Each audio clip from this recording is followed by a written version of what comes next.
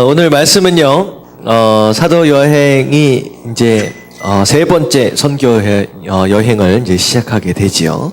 세 번째 선교 여행의 이제 앞에 부분을 좀 살펴보도록 하겠습니다. 그리고 앞에 부분과 더불어서 아마 3차 선교 여행 가운데 쓰여졌을 것이다라고 생각되어지는 고린도전서와 후서를 또 함께 살펴보도록 하겠습니다. 자, 3차 선교 여행 중심 인물이 바울과 또 디모데, 디도 이렇게 함께 동행했던 사람들 이름이 나오는데요. 자, 밑에 같이 한번 읽어보도록 할게요. 바울의 제3차 선교 여행은 다 같이 시작. 바울의 제3차 선교 여행은 새로운 지역이라기보다는 2차 선교 여행을 다시 순회하는 코스였습니다. 특히 에베소 지역은 소아시아의 중심 지역으로 여러 가지 이유로 제대로 가지 못했던 곳인데 바울은 이곳을 3차 선교 여행의 중심지로 삼았습니다. 믿음을 전한 것과 마찬가지로 바울이 중요하게 여겼던 것은 믿음 안에 굳게 서서 제자를 만드는 것이었습니다. 네, 그래서 이제 3차 선교 여행을 출발하게 되는데 한 장 넘어가서 지도를 좀 보도록 하겠습니다. 1차 선교 여행은요, 안디옥서부터 이제 바로 왼쪽 그브로라고 하는 이 섬으로 좀 지내서 그 이달리아하고 밤빌리아, 루스드라 뭐 이쪽으로 해서 이제 아시아 지역 이제 밑으로 그러니까 왼쪽으로 가가지고 살짝 올라갔다 다시 내려왔죠. 그게 1차 선교 여행이고요. 2차 선교 여행은 이제 안디옥에서부터 위쪽으로 올라가요. 이제 위쪽 북서쪽으로 쭉 올라가다가 자 어디로 가냐면 갈라디아를 넘어가서 이제 마게도냐 쪽 빌립보 감옥 뭐 아시죠? 쭉 갔다가 고린도 쪽으로 갔습니다. 고린도 쪽으로 갔다가 고린도 쪽에서 어느 쪽으로 바로 오느냐면 배를 타고서 에베소 쪽으로 바로 와요. 그러니까 오른쪽 동쪽으로 에베소 쪽으로 바로 와서 그러고 나서 안디옥으로 돌아갑니다. 아마 1차와 2차 선교 여행 지역별로 보면 이제 겹치는 지역이 이고니온이나 루스드라 뭐 그쪽 갈라디아 지역에서 살짝 겹쳐서 이제 방문을 하게 되죠. 처음 1차 선교 여행 때 뿌렸던 씨앗들을 다시 점검하는 어떤 그런 의미에서 잠깐 거쳐가게 되죠.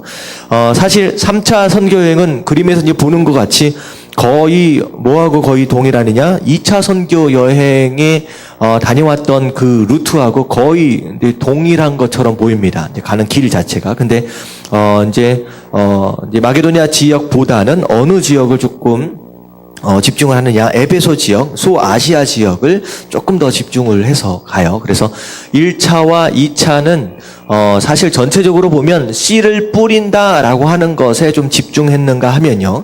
3차 선교 여행은 뿌렸던 그 씨앗들이 제대로 잘 자라고 있는지를 좀 확인하는 어떤 그런 의미에서 그리고 대중을 향하여 씨를 뿌리기보다는 오히려 제자들을 세우는 것에 조금 더 집중했던 선교 여행이다라고 좀 이제 다른 점을 좀 생각을 하시면 좋을 것 같아요.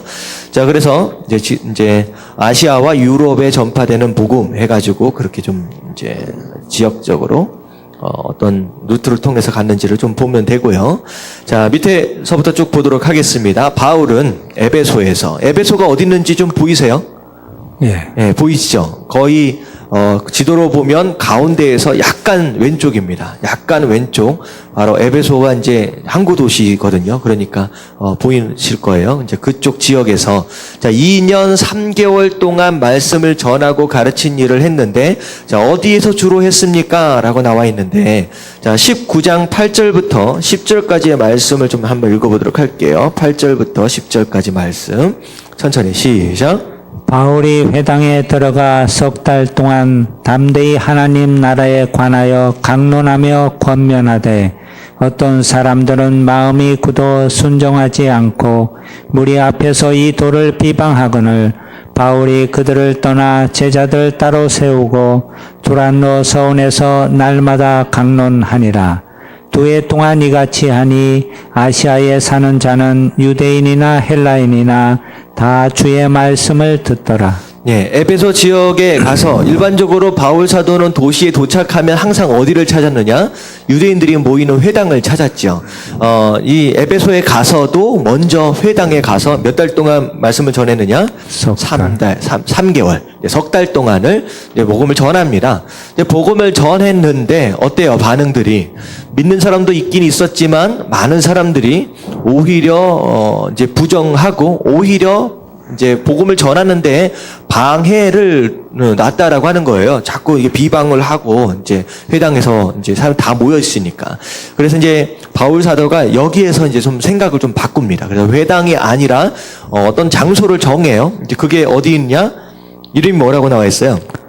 두란노 서원이라고. 두란노 서원이라고. 이게 이제 공부방이라고 생각하시면 될 것 같아요. 그리고 신약 시대에 넘어와서 어떻게 보면 정식적으로 이게 약간 형태가 갖춰진 첫 번째 신학교라고 생각할 수도 있을 것 같습니다. 그래서 거기서 몇 년 동안이요? 2년 동안 제자들을 가르쳤습니다. 제자들을. 그래서 이제 여기서부터는 대중이 아니라 예수님이 집중하셨던 제자들 12명의 제자들한테 집중을 하셨잖아요. 그런 것처럼 이제 바울 사도가 약간 사역이 이제 색깔이 약간 변화되어지는 순간이라고 생각하시면 좋을 것 같아요. 자, 그래서 오른쪽에 이제 그림을 보면 집 같은 게 하나 그려져 있죠. 에베소 셀수스 도서관 했는데 이 장소가 원래는 이제 두란노 서원이 있었던 장소다라고 알려져 있는 장소입니다. 근데 사실은 잘 몰라요. 이제 이스라엘의 성지순례를 가보면 예수님께서 기도하러 올라가셨던 겟세마네 동산이 엄청 많습니다. 그래서 여기도 겟세마네 동산이라고 그러고 저것도 겟세마네 동산이라고 그러고 심지어는 예수님께서 묻히셨던 그 요셉의 무덤 있잖아요. 그것도 여기다 저기다 여기다 많습니다. 그래서 어떻게 보면 정확하게는 사실을 알 수가 없어요. 이제 많은 이제 시간들이 흘러가면서 이제 이런 흔적들이 좀 있어서 대부분은 성지 그쪽으로 가면요. 그런 특별한 장소에 가면 무슨 교회 하면서 교회들이 하나씩 다 서 있어요. 그래서 약간 기념교회처럼 그런 모습들을 이제 띄고 있는데, 자, 일단은 바울이 2년 이제 3개월 동안 두란노 서원에서 가르친 것만을 보면 2년이죠. 2년 동안 이제 제자들을 훈련하는 장면이 나옵니다. 자, 오른쪽으로 넘어가서 자, 그런 가운데 하나님께서 바울에게 특별한 기름 부으심을 허락하세요. 이게 보니까 바울의 손수건을 통하여 치유가 일어나자 어떤 일이 일어났습니까? 이거 이제 19장 11절부터 나오는 내용인데요. 자, 손수건만 만져도 손수건이나 앞치마를 가져다가 병든 사람에게 얹으니까 그 병이 떠나가고 심지어는 악귀까지 귀신까지 쫓겨나가는 그런 엄청난 기적들을 하나님께서 일으키셨죠. 이게 왜 그러냐? 에베소 사람들이 이제 그런 거예요. 말씀으로 말미암아 믿음을 얻는데 말씀에 다가갈 수 있도록 하나님께서 기회를 열어주시는 거예요. 그러니까 바울이 전하는 말씀이 진리다라고 하는 것을 조금 더 하나님께서 힘을 실어주시기 위해서 이런 기적들을 이제 일으켜 주셨다라고 하는 것인데요. 특별한 사건은 무엇이냐면요. 이제 이 11절부터 쭉 나오는 내용이 어떤 내용이 나오느냐? 13절 말씀을 한번 읽어보도록 할게요. 13절 말씀 다 같이 시작. 이에 돌아다니며 마술하는 어떤 유대인들이 시험 삼아 악귀 들린 자들에게 주 예수의 이름을 불러 바나되 내가 바울이 전파하는 예수를 의지하여 너에게 명하노라 하더라. 자, 이게 바울이 귀신도 쫓아내고 엄청난 기적들을 일으키니까 그 당시에는 마술사들이 많았습니다. 마술사. 이 마술이라고 하는 게 사실은 이제 속임수잖아요. 이제 사람들의 눈을 속이는 겁니다. 그런데 사실 사람들은 너무 신기하고 그렇게 생각을 하겠지만 마술사 입장에서 본다면 이게 거짓이다 아니다라고 하는 걸 알아요, 몰라요? 자기네들은 알지요. 이제 거짓이다, 눈속임이다라고 하는 걸 아니까 스스로 마술들을 행하고 있으면서도 거기에 대한 한계를 스스로 알고 있는 거죠. 근데 이 바울이 귀신을 쫓고 하는데 누구 이름으로 쫓아요? 예수님의 이름으로 쫓는 거예요. 그래서 와, 이 예수님의 이름이 확실히 신통한가 보다라고 해가지고 이제 흉내를 낸 거예요. 흉내를. 그래서 예수 이름을 의지하여 내가 명하노니 귀신아 떠나가라라고 했는데, 자, 무슨 일이 벌어집니까? 자, 무슨 일이 벌어져요? 15절 말씀, 16절 말씀 같이 한번 읽어볼게요. 다 같이 시작. 악귀가 대답하여 이르되 내가 예수도 알고 바울도 알거니와 너희는 누구냐 하며 악귀 들린 사람이 그들에게 뛰어올라 눌러 이기니 그들이 상하여 벗은 몸으로 그 집에서 도망하는지라. 예. 이 귀신이 뭐라고 얘기를 하느냐? 야, 내가 예수님이 누군지 안다. 그리고 바울도 누군지 안다라고 하는 거예요. 근데 넌 누구냐?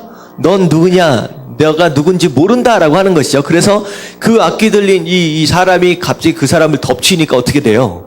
이 깜짝 놀라가지고 옷을 갖다 집어 던지고 벌거벗은 채로 도망을 쳤다라고 하는 것이죠. 그러니까 어떻게 보면 오늘날로 얘기하면 이런 옷이 어떻게 그렇게 쉽게 벗겨지겠습니까? 근데 그 당시에는 옷이 어떻게 생긴 건지 아시죠? 그냥 천 크게 잘라놓은 것 같아요. 그래가지고 그냥 둘둘 말아가지고 이렇게 얹어 있고 띠를 띠면 그게 옷입니다. 그러니까 줄 잡아당겨버리고 밑에 한쪽 끝으로만 잡아당겨버리면 그냥 옷이 그냥 벗겨져요.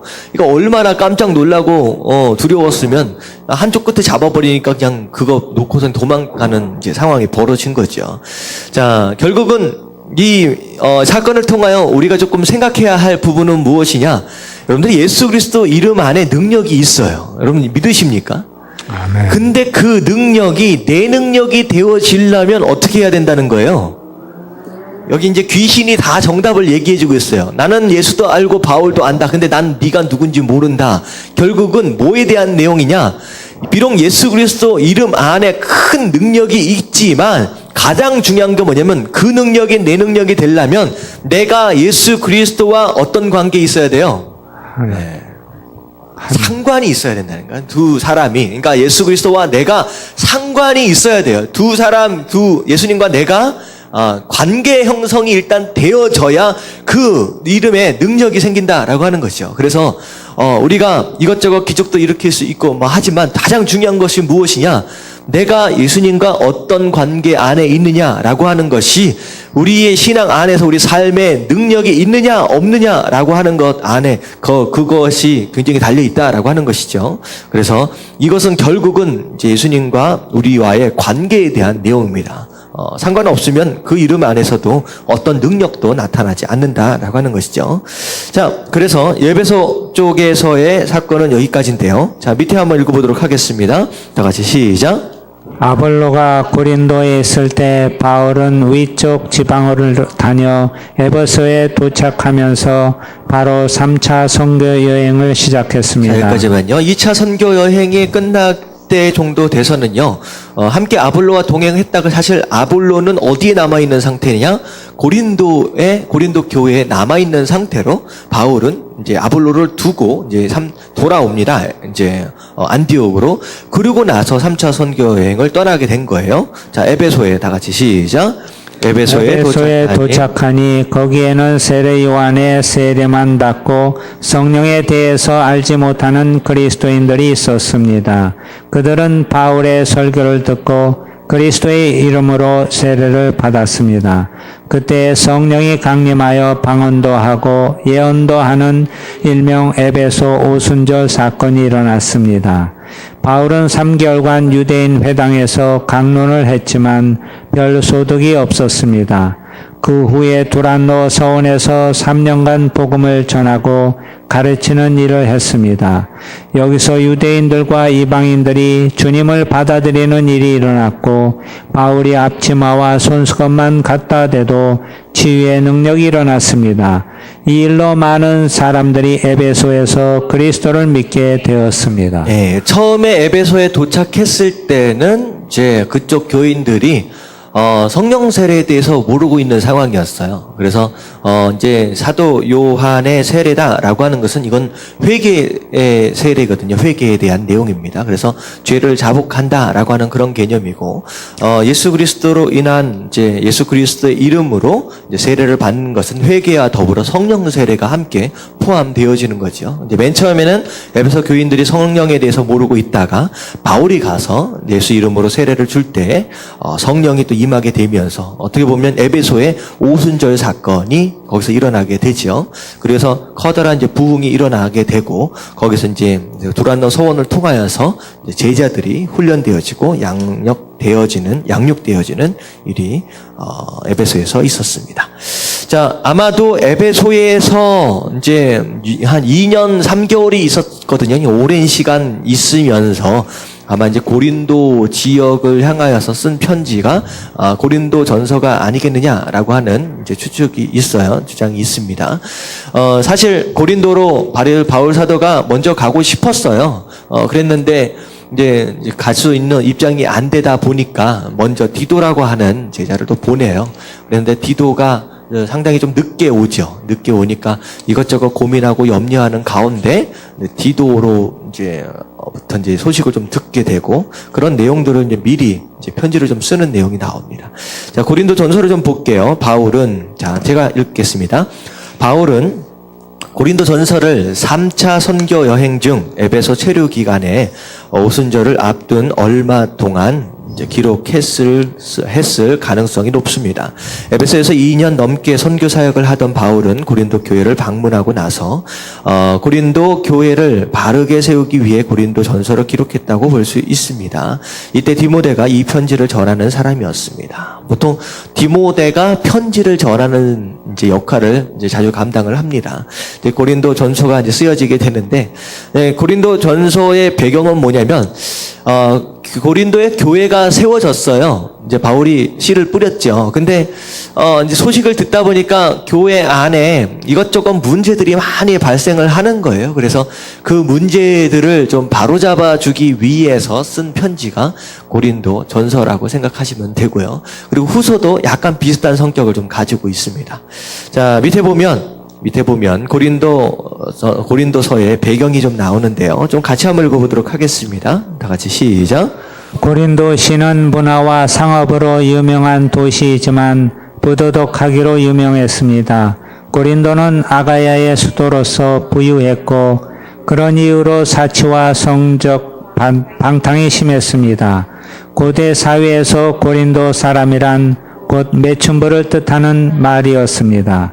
그리고 여신을 모시는 대형 신전에는 늘 수많은 여사제, 더 정확하게 말하면 신전의 매춘분들이 있었습니다. 또 이들은 검투사의 투기와 웅변에 많은 시간을 소비했습니다.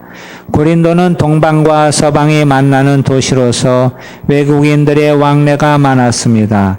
도시에 정착한 이주민들은 자기들이 섬기는 신들을 가지고 들어왔습니다.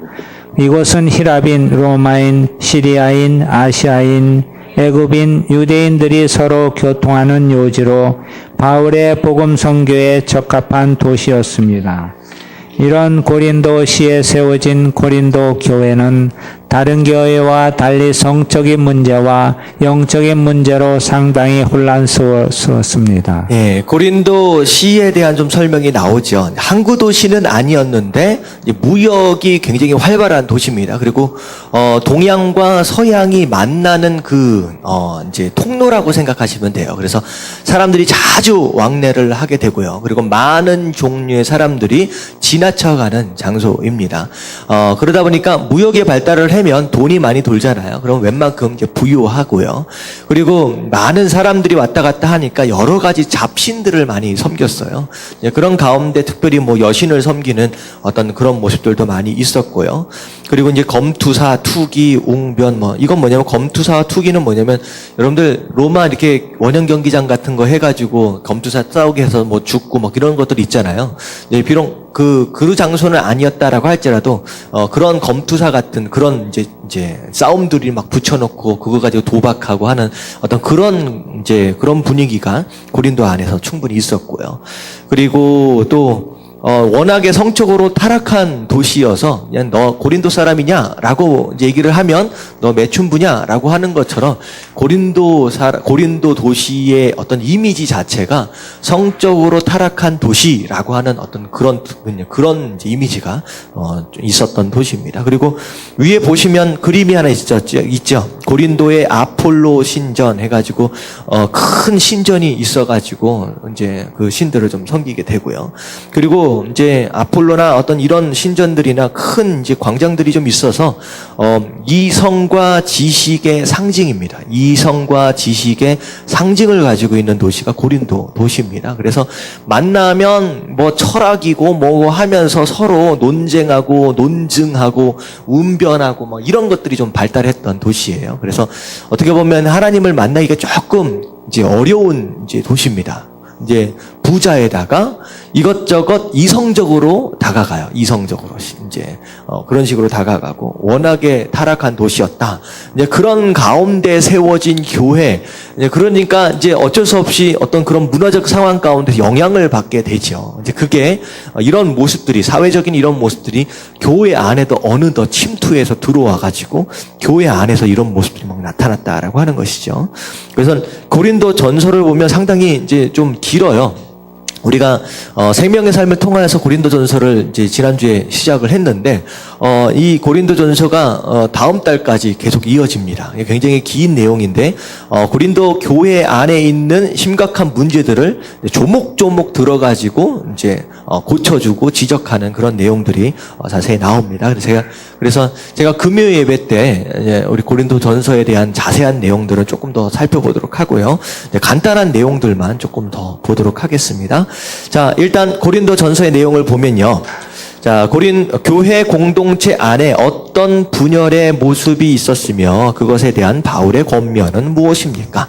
자, 첫 번째 고린도 교회의 문제가 무엇이냐? 분열입니다. 분열. 서로 나누어졌다라고 하는 거예요. 이게 뭐냐면 나는 누구 파다, 나는 누구 파다, 나는 누구 파다. 그래서 이게 보면요. 나는 바울이 좋다, 나는 바울 파다라고 얘기를 하고 나는 또 누가 좋아요? 아볼로가 좋다. 나는 베드로가 좋다. 나는 그리스도파다. 뭐 이러면서 서로 당을 나눠가지고 뭐 서로를 비방하고 뭐 견제하고 그런 모습들이 뭐 있었다라고 하는 거죠. 뭐 오늘날 교회와 특별히 다르지 않는 그런 모습들을 이제 보게 됩니다. 그래서 바울 사도가 교회에게 이제 뭐라고 이제 권면을 하느냐? 이제 고린도전서 자 1장 자 보시면 10절 말씀만 한번 읽어보도록 할게요. 고린도전서 1장 10절 말씀 다 같이 시작. 형제들아, 내가 우리 주 예수 그리스도의 이름으로 너희를 권하노니 모두가 같은 말을 하고 너희 가운데 분쟁이 없이 같은 마음과 같은 뜻으로 온전히 합하라. 네, 자꾸 나누어지니까 어떻게 해야 하는지를 가르쳐 주는데요. 나누어지는 이유에 대해서 이제 몇 가지를 좀 설명하고 있는 것과 마찬가지입니다. 첫 번째, 뭘 하라고 얘기했느냐? 같은 말을 해라. 같은 말. 두 번째는 같은 마음을 가져라. 세 번째는 같은 뜻을 가져라라고 얘기를 합니다. 다 같이 하라는 거예요. 그러니까 교회 안에서 다른 주장, 다른 말이 나오면 이게 어수선하겠죠. 그래서 교회 안에서의 복음은 하나의 복음이 증거되어져야 합니다. 하나의 복음이. 그래서 다른 복음을 이야기하고 예수 그리스도 외에 다른 구원이 있다라고 하는 것이나 구원론이나 교회론이나 뭐 이런 것에 있어서 가장 중요한 핵심, 특별히 예수님과 십자가에 대한 내용에 있어서 다른 주장들이 나오면 교회가 하나 될 수 없다라고 하는 것이죠. 자, 그리고 같은 마음, 이것은 목적이에요. 교회 안에 모여 있고 교회가 존재하고 있는 목적이 무엇이냐, 뭘 위해 있느냐라고 하는 거. 같은 뜻이라고 하는 것은 이건 방향입니다. 방향. 목표입니다. 어디를 향하여 가고 있느냐라고 하는 거. 이제 배가 어디를 향하고 가고 있는지 서로 다른 방향이다라고 한다면 지금은 뭐 비슷해 보이지만 나중에는 굉장히 달라질 수 있다라고 하는 거죠. 그래서 유럽에서 배가 출발을 하는데 약 3도 정도. 그러니까 각도가 약 3도 정도면요. 출발할 때는 거의 차이가 안 나요.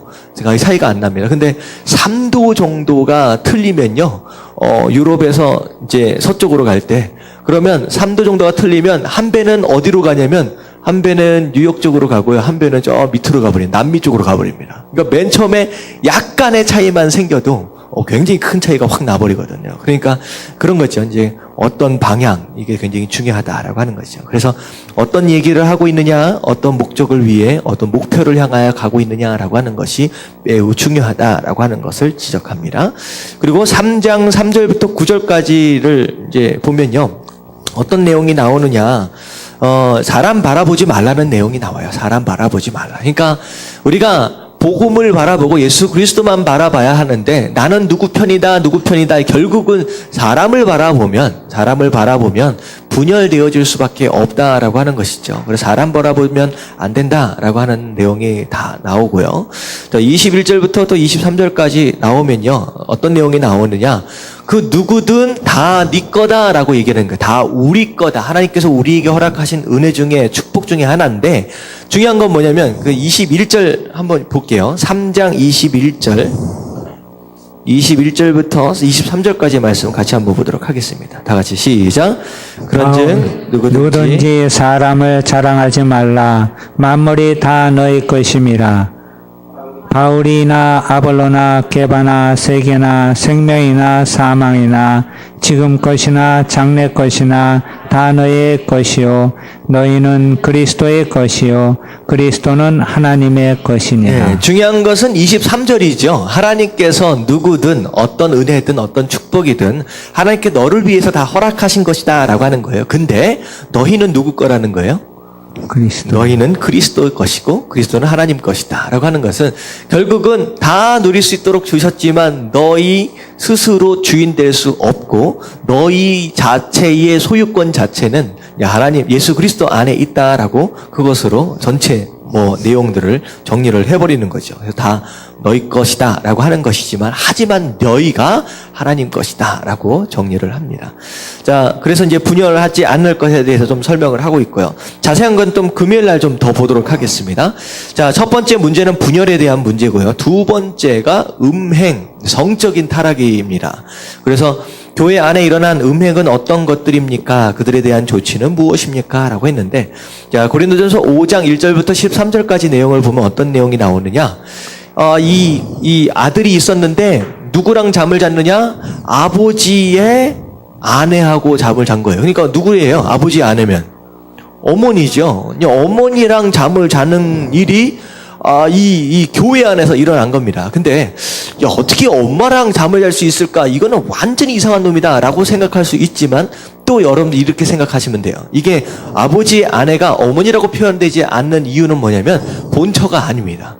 본처가 아니에요. 그래서 어떻게 보면 첩이다, 둘째 부인이다, 셋째 부인이다 이렇게 생각할 수 있을 것 같아요. 그래서 그 당시에는 남자들이 웬만큼 부자고 경제적으로 좀 여유가 있으면 아내들을 많이 얻어요. 첩들이나 이거 얻어요. 그러면 이왕에 얻으면 이제 늙은 여자를 얻을까요? 아니면 젊은 여자를 얻을까요?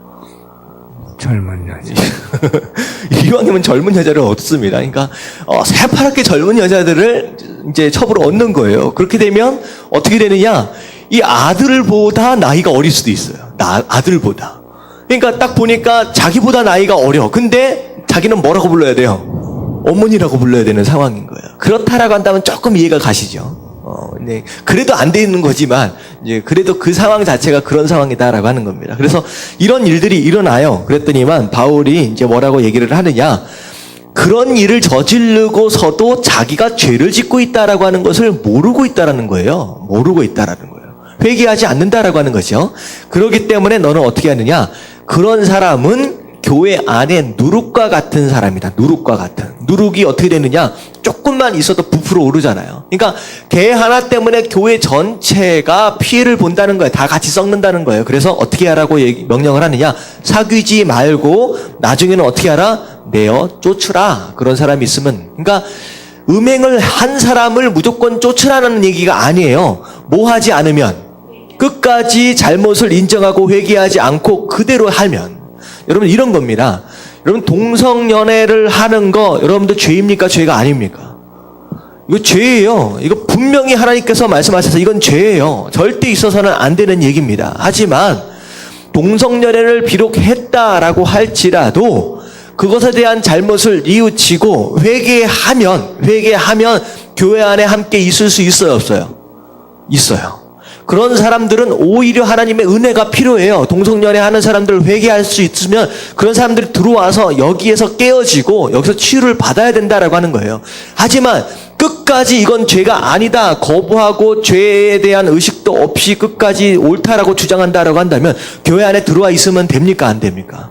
안 된다는 거예요. 안 된다는 거. 그것은 사귀지도 말 뿐더러 쫓으라라고까지 이제 이야기를 합니다. 이제 그게 음행에 대한 바울 사도의 조치죠. 자, 이제 세 번째가 뭐냐면요. 세 번째가 뭐냐면 소송에 대한 것과 결혼에 대한 것과 우상에게 드려진 제물에 대한 것, 그리고 영적인 은사에 대한 것들을 이제 문제 되어져서 이제 거기에 대해서 정리를 했어요. 이제 소송에 대한 것은 어떤 소송이냐? 재판소까지 가지 말라고 이제 얘기를 하는데 이거는 어떤 재판이냐면요.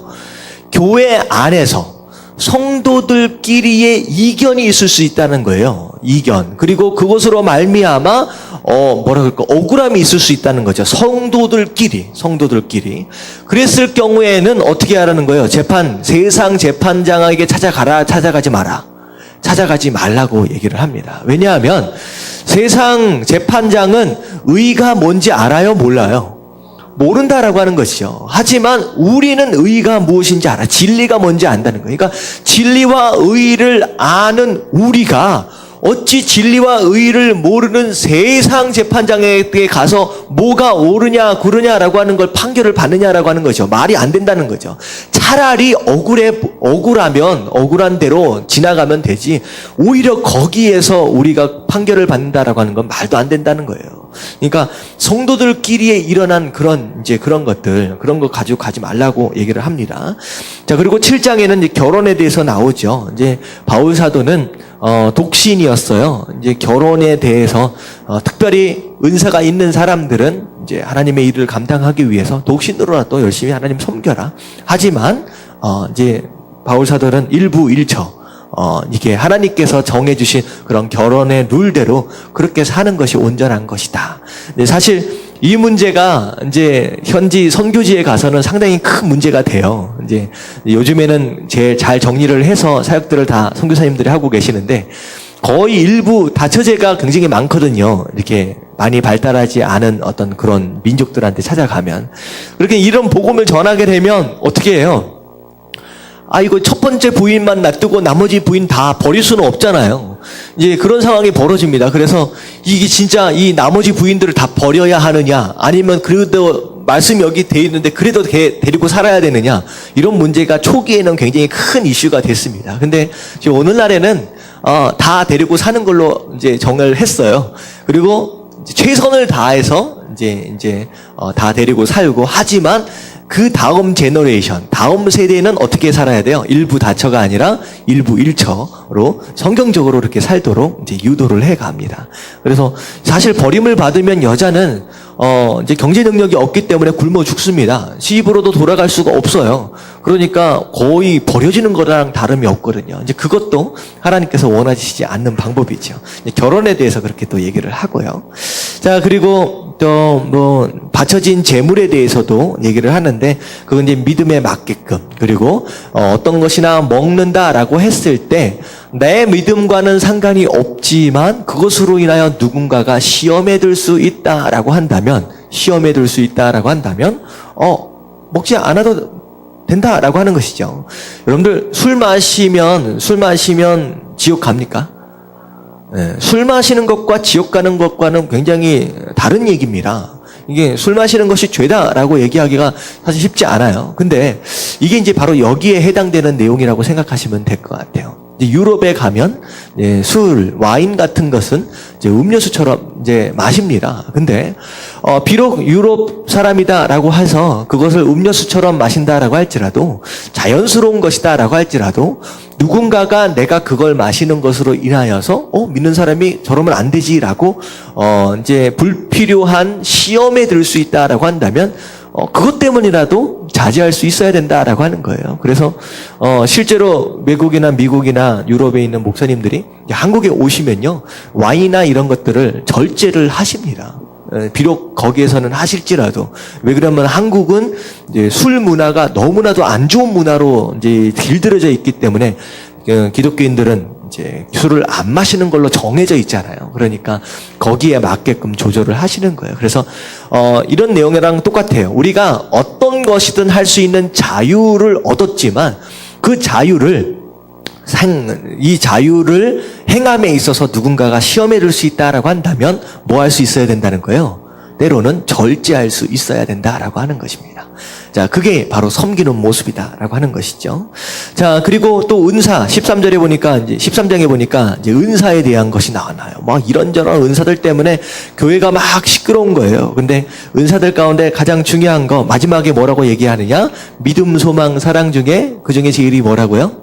사랑이다라고 하는 거. 이제 사랑이 아니면 어떤 은사를 가지고 있다라고 할지라도 교회에만 덕이 안 되고 시끄러워진다라고 하는 것이죠. 그래서 그런 내용들과 더불어서 이제 교회의 어떤 이제 질서 이런 것들을 좀 강조하기도 하고요.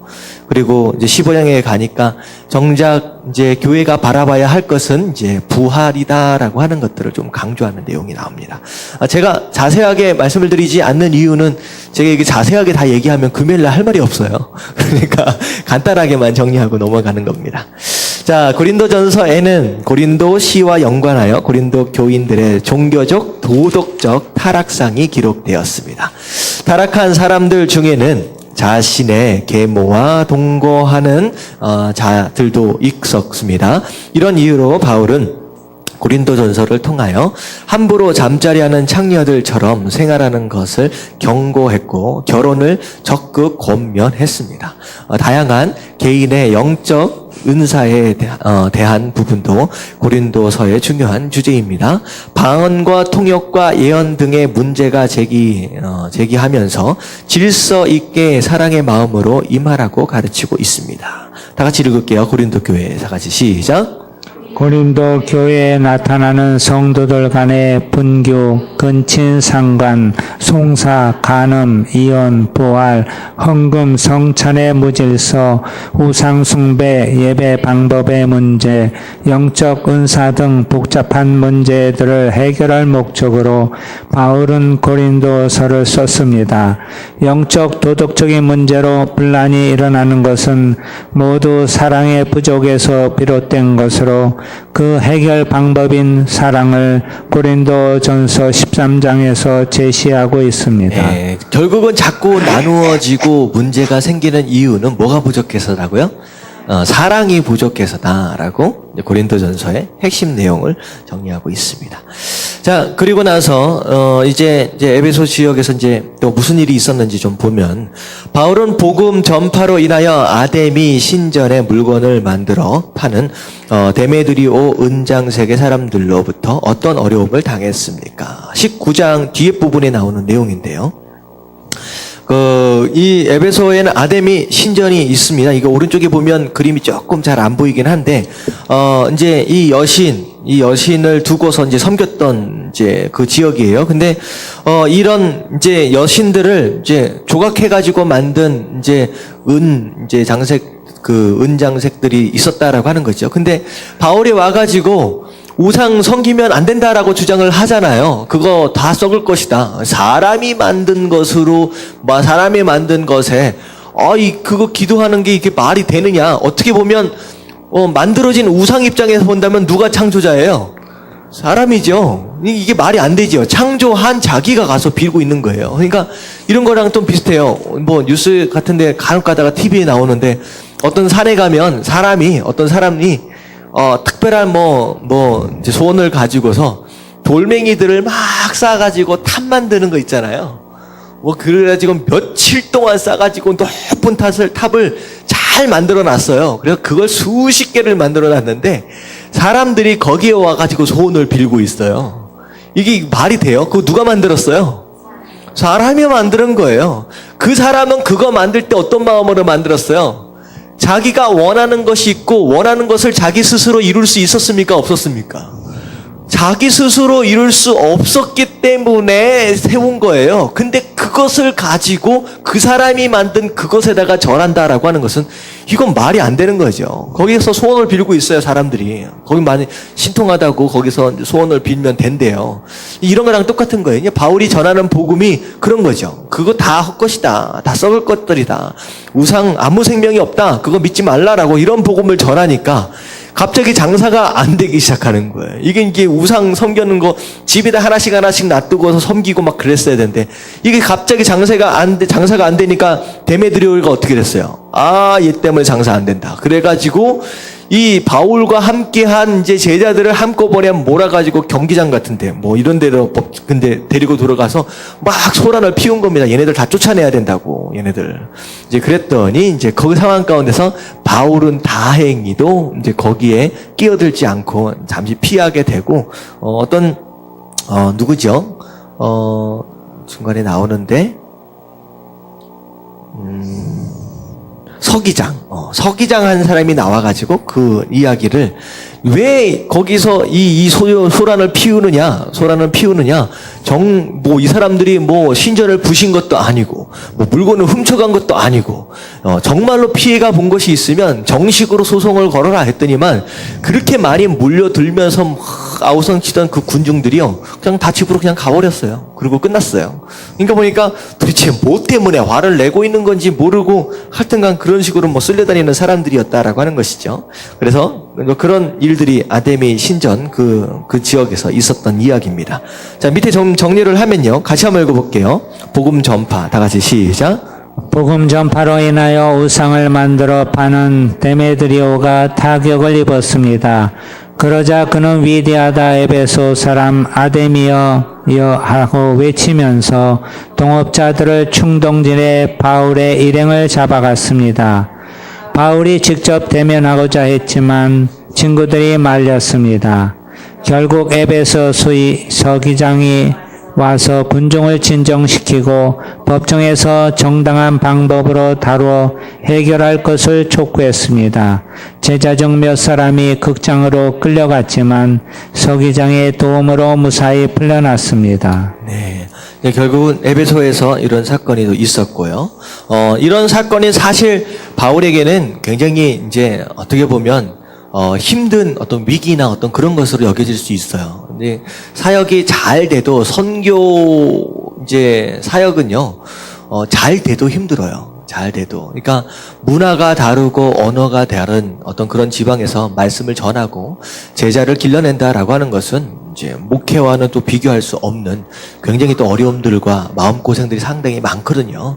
근데 선교지에 가서 선교사님들이 가장 크게 경험하는 것이 무엇이냐면요, 위기라고 할까요? 굉장히 어려워하는 것이 무엇이냐? 외로움입니다. 외로움. 이제 누구도 기댈 수 없는 거예요. 누구만 의지할 수밖에 없어요. 하나님밖에 의지할 수 없는데, 이제 사실 이제 사람이 영과 육과 혼으로 되어 있는 존재이기 때문에 육은요, 아무리 하나님과의 교제가 잘 되어지고 있다라고 할지라도 고생하면 몸은 아픈 거예요. 혼도 마찬가지입니다. 주변에서 함께 동역자들이 있고 가족들이 함께 더불어서 용기를 주고 위로하는 사람들이 옆에 있으면 견딜 수 있지만, 그것이 없는 선교지에서 이제 사역을 감당하다 보면 굉장히 외로워집니다. 그래서 일반적으로 선교사들은요, 한 6년 정도 있으면요, 굉장히 심각한 정신장애를 경험하게 된대요. 그래서, 물론 이제 거기서의 신앙으로 극복해가는 그런 분들도 계시지만, 많은 분들이 또 다시 또 본국으로 돌아와서 충전을 또 받기도 하고, 그런 분들이 상당히 많습니다. 그러니까, 바울 사도도 이제, 아는 어떤 그런 관계들을 떠나서 선교지에서 모르는 사람들과 더불어 몇 년 동안 이런 고생을 하는데 얼마나 어렵겠습니까? 그런 가운데 에베소처럼 막 죽음의 위기를 경험한다라고 한다면요, 그것만큼 실망하고 어려움이 없다라고 하는 것이죠. 자, 그런 가운데서 바울 사도도 이제 쉽지 않은 3차 선교여행 이제 여정이었을 것입니다. 자, 그리고 나서 이제 마게도냐에서 고린도까지 가는 여정이 나오는데요. 이제 바울은 마게도냐에서 고린도까지 이어지는 여행 과정을 말해 보십시오. 뭐 헬라 지역에서 뭐 3달 정도 있었고 뭐 쭉 내려갔다라고 하는 그런 내용이 나오는데요. 하나 밑에 읽으면서 좀 정리를 하도록 하겠습니다. 자, 처음에 바울은 에베소에서 직접 고린도에 가려고 했는데 교회 내에 생긴 분쟁으로 인하여 디도 편에 편지를 보냈습니다. 이게 이제 고린도 전서죠. 자, 그런데 고린도로 보낸 디도가 아직 돌아오지 않았습니다. 이게 분쟁이 있고 막 소란하다라고 해가지고 디도를 통해서 고린도전서를 이렇게 보내고 막 했는데 이게 돌아오지 않는 거예요. 그러니까 얼마나 마음이 초조하고 불안하겠습니까? 근데 바울은 에베소에서 소요가 그치자 무슨 일인가 하여 근심을 가지고 마게도냐로 향했습니다. 바울은 거기서 고린도 교회에 좋은 소식을 갖고 온 디도를 만났습니다. 자, 바울은 그 소식을 받고 너무 기뻤습니다. 이때 바울은 예루살렘의 가난한 성도들을 위하여 모금을 하는 중이었습니다. 이 모금으로 교회 내에 있는 유대인과 이방인의 다툼을 해결해 보려고 했습니다. 외적인 이방 선교만큼 중요한 것이 교회 내부에 일어난 유대인과 이방인의 다툼이었습니다. 이것은 이제 예루살렘 교회, 원래 처음 세워진 예루살렘 교회 안에서 이방인과 유대인들 사이에 이제 좀 다툼이 있었던 것 같아요. 자, 이것을 해결하는 한 가지 방법으로 헌금을 예루살렘 교회에 전달했습니다. 이게 뭐 돈으로 그 분쟁을 해결하려고 했다, 이게 아니라 누가 준 헌금이에요? 이방 사람들이 준 헌금이잖아요. 그러니까 이방 사람들의 이 헌금으로 유대인들을 좀 위로하기 위한 것이었죠. 그래서 혹시나 둘 사이에 어떤 중재가 되어지지 않을까라고 하는 그런 마음에 어떤 이런 헌금을 좀 전달하려고 했던 것 같습니다. 특히 바울은 고린도 교인들과 화해가 이루어지는 것을 확신하고 마게도냐에서 고린도 후서를 쓴 것으로 보입니다. 자, 그래서 특별히 고린도 교회에서는 이제 상당히 좀 오래 있었어요. 2차 선교 여행 때 특별히 고린도에서 조금 오래 있었기 때문에 특별한 애정이 있었던 교회입니다. 그래서 이것저것 편지를 2번씩이나 쓰고 또 누굴 보냈다고 했죠? 디도를 또 보내서까지 또 하도록 하고 그런 내용들이 좀 있었다라고 하는 거죠. 이게 보니까 고린도 전서는 이게 디모데가 배달을 했고요. 배달되어진 상황 가운데 이제 디도를 보내서 확인차 보낸 것 같아요.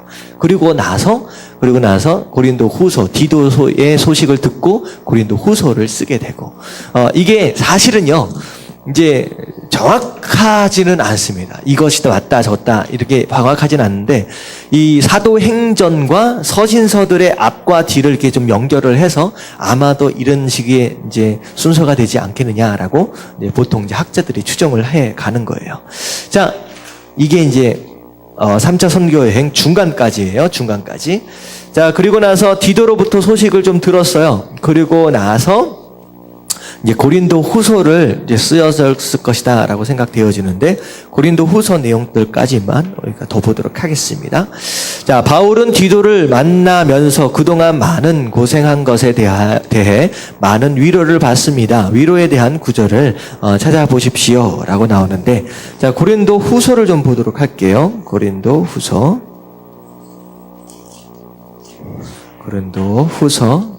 자, 1장 3절부터 7절까지의 말씀을 같이 한번 읽어보도록 하겠습니다. 다 같이 시작. 찬송하리로다. 그는 우리 주 예수 그리스도의 하나님이시요 자비의 아버지시요 모든 위로의 하나님이시며, 우리의 모든 환난 중에서 우리를 위로하사 우리로 하여금 하나님께 받는 위로로서 모든 환난 중에 있는 자들을 능히 위로하게 하시는 이시로다. 그리스도의 고난이 우리에게 넘친 것 같이 우리가 받는 위로도 그리스도로 말미암아 넘치는도다. 우리가 환난 당하는 것도 너희가 위로와 구원을 받게 하려는 것이요, 우리가 위로를 받는 것도 너희가 위로를 받게 하려는 것이니, 이 위로가 너희 속에 역사하여 우리가 받는 것 같은 고난을 너희도 견디게 하느니라. 너희를 위한 우리의 소망이 견고함은 너희가 고난에 참여하는 자가 된 것 같이 위로에도 그러할 줄 알미라. 예, 이제 어떻게 보면 디도를 만나게 되면서 고린도 교회의 소식을 들은 것 같아요. 근데 지금 계속 3절부터 7절까지 가장 많이 나오는 단어가 어떤 단어예요? 이제 위로라고 하는 단어잖아요. 이 위로라고 하는 단어, 이게 어떻게 보니까, 에베소 지역에서 당한 고난, 그 사건이 있었잖아요. 그 아덴의 그거에 대한 사건. 그것 때문에 바울이 굉장히 낙심하고 있었던 상황이었던 것 같아요. 결국은 그 에베소 지역을 떠날 수밖에 없는 상황이 됐잖아요. 그러니까 굉장히 낙심이 되고 마음으로 되게 어려운 상황이었는데, 디도로부터 고린도 교회 소식을 들으니까 고린도 교회가 그래도 고린도 전서 편지를 바꿔서 그래도 다시 이제 정리가 되어지고 그런 안 좋은 것들이 좀 조정이 되어지고 회복이 되어졌다라고 하는 소식을 디도로부터 들은 거예요. 그랬더니만 그 전까지만 해도 막 낙심돼서 막 힘들었다라고 할지라도 그 소식을 들으니까 바울 입장에서 뭐가 되는 거예요? 위로가 되는 거예요. 위로가. 이게 사실 이제 그런 겁니다. 목회자나 리더십, 이제 목사, 이런 사람들이 이제 가장 이제 사역을 하면서 기쁠 때가 어느 때냐? 이제 어려웠던 성도들이 회복이 되었다라고 하는 그런 소식.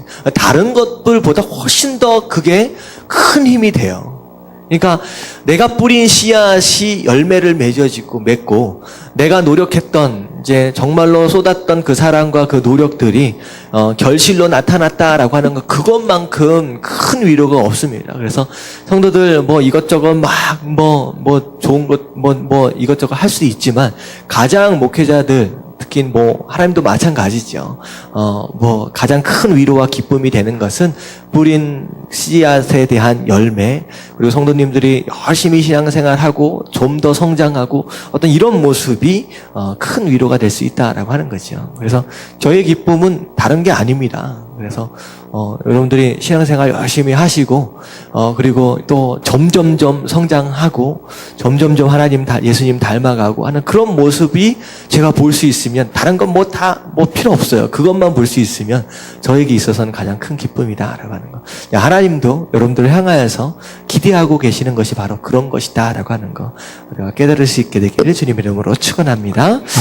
자, 그리고 바울은 근친상간의 죄에 대하여 어떤 지침을 내리고 있습니까? 이게 고린도후서 2장 5절, 10절 나오는 얘기인데 꼭 굳이 근친상간에 대한 이제 죄만을 얘기하는 건 아니고 일반적으로 교회 안에서 전서에서 이야기했던 고린도 교회의 문제들, 그런 문제에 대해서 어떻게 얘기를 했냐?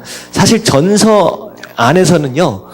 사귀지 말라, 쫓아버려라, 막 그렇게 좀 강하게 나갔어요.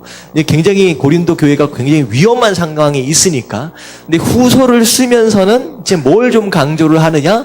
사랑과 용서를 강조를 합니다. 그러니까 그 얘기는 뭐냐면, 어찌됐든 죄를 지었다라고 할지라도 그 영혼도 불쌍한 영혼인 거예요. 그래서 막 함부로 쫓아내버리고 그러면, 교회 밖으로 쫓아내버리면 구원받을 수 있는 기회가 있어요, 없어요? 없어진다라고 하는 것이죠. 그래서 어찌되었던 그 영혼까지도 구원할 수 있도록 그 사랑도 어찌되었던 사랑으로 좀 품어주고 용서할 수 있도록 회개할 수 있도록 그런 기회들을 그 사람들에게 좀 주면 좋겠다라고 약간 후서 쪽에서는 조금 전서에서는 좀 강력하게 얘기하다가 후서는 용서와 사랑을 좀 강조하는 내용이 좀 나옵니다. 자, 바울은 자기의 사도됨을 무엇으로 증명하고 있습니까? 이 고린도 후서에는요, 이제 두 부분이 나와요. 첫 번째 앞에 부분은요, 고린도 전서를 보내고 난 뒤에 변화되어진 고린도 교회로 말미암아 화답하는 메시지가 앞에 부분에 나오고요. 그리고 조금 뒤에 부분에 나오면 뭐에 대한 주장이 나오느냐? 회복되었다라고 할지라도 고린도 교회에선 아직까지도 바울의 사도성을 의심하는 사람들이 있는 거예요. 바울의 사도성. 네가 과연 사도냐? 예수님의 제자도 아니었놓고선 하면서 자꾸 자기 보고 자기가 사도라고 얘기를 하니까 그 사도성에 도전하는 그런 부류들이 이제 계속 있었던 것 같습니다. 그래서 이 바울이 이제 마지막 부분 이제 6절 뒤쪽으로 가면요. 본인이 어떻게 사명을 감당했는지 그리고 하나님이 무엇으로 하나님이 함께 하고 계시는지에 대해서 지금 얘기를 해요. 그래서 6장하고 11장 이 부분에 보면 뭘 얘기를 하고 있느냐? 내가 복음을 전하기 위해서 좀 긴 부분이기 때문에 간략하게 좀 정리를 하면요. 내가 사명을 감당하고 복음을 전하고 너희를 구원하도록 하기 위해서 내가 얼마나 많은 고생과 그러한 고난과 그런 모습들을 당했는지 아느냐. 나는 그럼에도 불구하고 단 한 번 불평하고 원망한 적 없이 나는 삶을 통하여 내가 하나님께서 사용하시는 주의 종이다라고 하는 걸 나는 증명했다라는 표현들을 합니다. 그 얘기는 뭐냐면 이런 얘기예요. 여러분들이 성도가 아니다라고 하는 것은 여러분들이 입으로 증명하는 게 아니라는 거예요. 이 바울이 스스로 내가 사도가 아니다라고 하는 걸 증명을 입으로 하지 않고 뭘로 했어요? 삶으로 했다라고 하는 거예요. 삶으로. 마찬가지입니다. 바울 사도가 자기의 사도됨을 자기 입이 아니라 자기의 삶으로 증명했던 것처럼 우리가 하나님 앞에서 온전한 성도다, 하나님 앞에서 온전한 제자다라고 하는 것을 스스로 나는 믿음 있다, 나는 제자다라고 입으로 증명하는 것이 아니라 뭘로 증명해요? 내가 삶 가운데 살아가는 그 모습들을 통하여서 증명되어져야 한다라고 하는 거예요. 그래서 입이 아니라 삶으로 증명되는 삶이 되어져야 한다라고 하는 것이 바울 사도의 그 내용입니다. 자, 그리고 또 어떤 내용이 나오느냐? 바울은 예루살렘 교회를 위한 연보를 어떻게 권면하고 있습니까? 이 연보는 이제 헌금입니다. 헌금. 자, 이 고린도 교회는 부자 교회예요, 가난한 교회예요? 비교적 부자 교회입니다. 이게 이제 너무 부자다 보니까 많이 타락했다라고 얘기를 했잖아요. 부자 교회예요. 근데 이 교회가 헌금을 잘 내요, 안 내요? 이게 잘 안 내는 거예요. 잘 안 내는 거예요. 그래서 자, 어떻게 이제 설명을 하느냐? 마게도냐 지방에 있는 교회를 얘기를 해요. 마게도냐 지역은 고린도 교회보다 좀 가난한 지역입니다. 그런데 그럼에도 불구하고 예루살렘 교회를 사랑하는 마음으로 엄청나게 많은 이제 헌금들을 거뒀다라고 하는 거예요. 근데 이 어떻게 거뒀느냐라고 표현을 하면 힘대로 거뒀고, 그러니까 될 수 있는 대로 내 능력껏 거뒀고 힘에 넘치도록 거뒀다라고 하는 거예요. 이게 무슨 내용이냐? 내가 이것까지 내면 내 삶이 위태위태한 거예요. 그런데 그것까지도 하나님 사랑하는 마음으로, 교회를 사랑하는 마음으로 드릴 수 있었다라고 하는 거예요. 그러니까 마게도냐가 그렇게 헌신적으로 어려운 가운데 헌금했던 거, 그렇게 했던 것들 이제 소식 들었느냐? 그러면서 고린도 교회에게 너희도 예루살렘 교회를 위해서 이제 헌금 걷고 재물 하나님 앞에 드리는 거, 바른 은혜 풍성하게 드리면 훨씬 더 큰 은혜가 임한다라고 얘기를 하면서 헌금할 것을 권면을 하지요. 사실 이런 얘기는 뭐 바울 사도도 마찬가지고 목사도 마찬가지고 헌금 많이 내라라고 하는 것은 이제 별로 이렇게 하기 좋아하는 설교는 또 메시지는 또 아닙니다. 근데 진짜 목사는요, 또 이런 부분에 대해서 또 증거할 수도 있어야 돼요. 왜냐하면 우리의 예배 가운데 가장 중요한 거 4가지 말씀드렸죠. 첫 번째는 예배 안에 뭐가 있어야 돼요? 말씀과 찬양과 기도와 뭐가 있어야 돼요? 예물이 있어야 돼요. 재물이 없는 예배는 이제 사실 굉장히 중요한 것을 미싱하는 겁니다. 재물이 있어야 돼요. 네, 사실 재물이 있는 곳에 마음이 있다라고 말씀을 하셨거든요. 그러니까 하나님 앞에 드려지는 재물, 이건 결코 소리할 수 없는 것이고, 그리고 하나님 앞에 재물을 드린다라고 하는 것은 무슨 고백이냐? 내 삶의 주인이 누구라는 거예요? 하나님이십니다 라고 하는 걸 고백하는 거예요. 그리고 나서 하나님께서 그 삶을 책임져 가시는 거. 사실 재물의 드려짐을 통하여서 하나님을 경험하는 경우가 상당히 많습니다. 그래서 그 부분에 대한 것들을 좀 비록 어렵지만 그런 얘기하기 좀 어렵지만 바울 사도가 마게도냐 교회를 비교하면서 얘기를 하죠.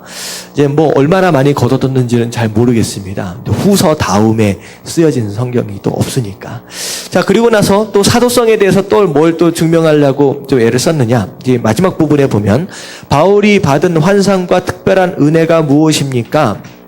이 이제 12장 이제 1절부터 4절 그리고 8절부터 10절에 보면 환상을 본 것이 나와요. 3층까지 올라가서 이제 천국을 보고 내려오고 이런 얘기들을 좀 합니다. 자, 이것도 이제 굳이 바울이 뭐라고 얘기를 하느냐?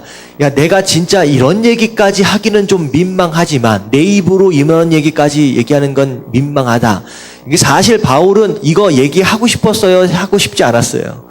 하고 싶지 않았다라는 거예요. 근데 자랑하려고 이 얘기를 하는 것이 아니라 자꾸 바울 사도가 네가 예수님한테 직접 가르침도 안 받아놓고선 네가 무슨 말을 뭘 그렇게 하려고 하느냐 뭐 이런 자꾸 도전들을 받으니까 이제 하나님께서 특별하게 바울 사도에게 주신 어떤 메시지와 환상들이 있었음을 자랑이 아니라 증명하기 위해서 이런 얘기까지를 이제 하게 되는 거예요. 그러니까 바울 사도의 어떻게 보면 3차 선교 여행이다라고 한다면 바울 사도의 말년이거든요.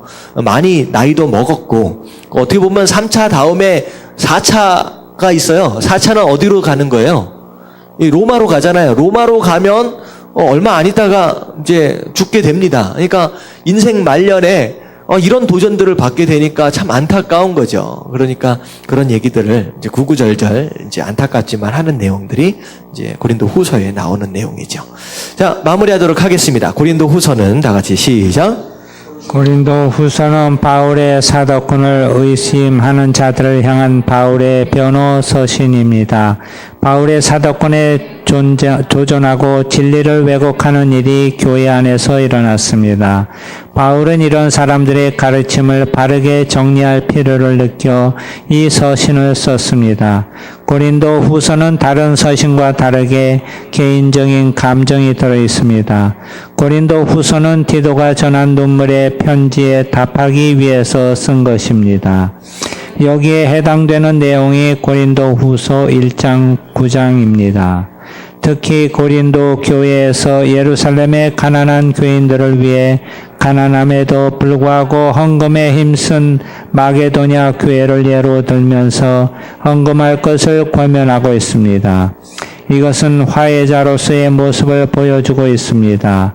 바울은 마게도냐에서 고린도 후서를 쓴 후에 3차 선교 여행 때 마지막으로 고린도를 방문했습니다. 예, 그리고 나서 이제 고린도로 방문을 하고 나서 전에는 에베소 쪽으로 배를 타고서 이제 안디옥으로 이제 건너왔지만 이제 아까 지금 그림을 보면 그 지도를 보면 다시 거꾸로 올라와서 소아시아를 다시 거쳐서 안디옥으로 이제 돌아가게 됩니다.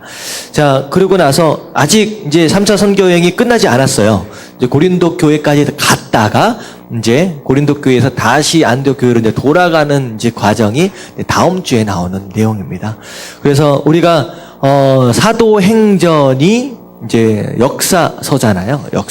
사도행전이 시간의 흐름을 따라서 사건들이 쭉 나열되어져 있는 것이고, 그리고 그 외에 나머지 서신서들은 그 역사서 사도행전 안에서 쓰여진 그 서신서들이 중간중간 계속 들어오는 거예요. 그러니까 여러분들이 그런 과정들 안에서 지금 신약 성경을 전체를 조금 훑어보고 있는 것입니다. 그래서 사도행전이 딱 끝나면서까지 아마 대부분의 서신서들을 쭉 살펴보게 될 것 같고요.